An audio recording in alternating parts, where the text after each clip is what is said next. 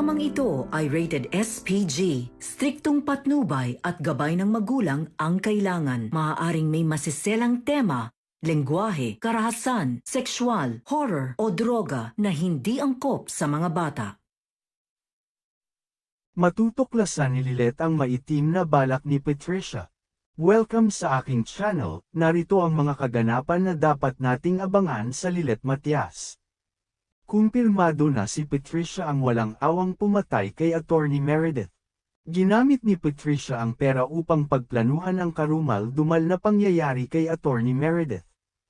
Planado lahat magmula sa birthday party ni Attorney Meredith hanggang sa makauwi si Attorney Meredith sa mismong bahay neto. Si Patricia din ang nag-utos para lagyan ng pangpahilo ang inumin ni Attorney Meredith. Maliligtas sana si Attorney Meredith sa pagkahilo kung hindi na niya tinuloy ang pag-inom ng pigilan siya ni Lorena. Planadong-planado ang lahat, tinatanggal ni Patricia ang lahat ng CCTV camera sa bahay ni Attorney Meredith. Para hindi sila makakuha ng ebidensya, dahil ang gustong mangyari ni Patricia ay mamatay si Meredith sa mismong kaarawan niya. Kaya nang malaman ni Patricia na inatake sa puso ang killer na inutusan niya. Siya na mismo ang nagpresenta na patayin si Attorney Meredith dahil hindi pwede na maurong ang pagkamatay ni Attorney Meredith. Habang ang babaeng inutusan niya ay takot na sa utos ni Patricia. Walang awang pinatay ni Patricia si Attorney Meredith, dahil pinaniniwalaan ni Patricia na inaagaw ni Meredith ang asawang si Remir. Kaya ayaw na ni Remir na makisama sa kanila. Ang totoo ay nababaliw na si Patricia sa pag-ibig. Ginagawa ni Patricia ang lahat para sa pansariling kapakanan. 3 buhay ang kinuha ni Patricia dahil sa labis na pagmamahal kay Remir.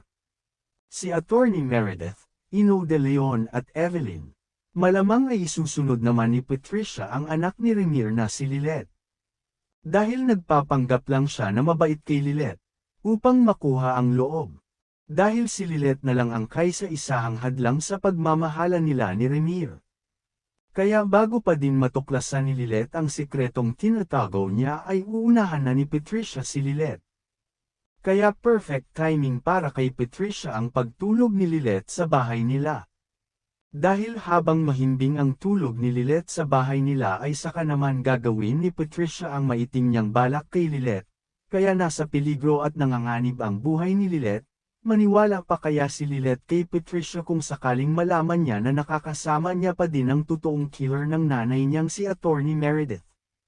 Marami-rami pa tayong aabangan, kaya kung bago ka pa lang sa channel ko ay huwag kalimutan na mag-subscribe at i-like ang video na ito. Salamat!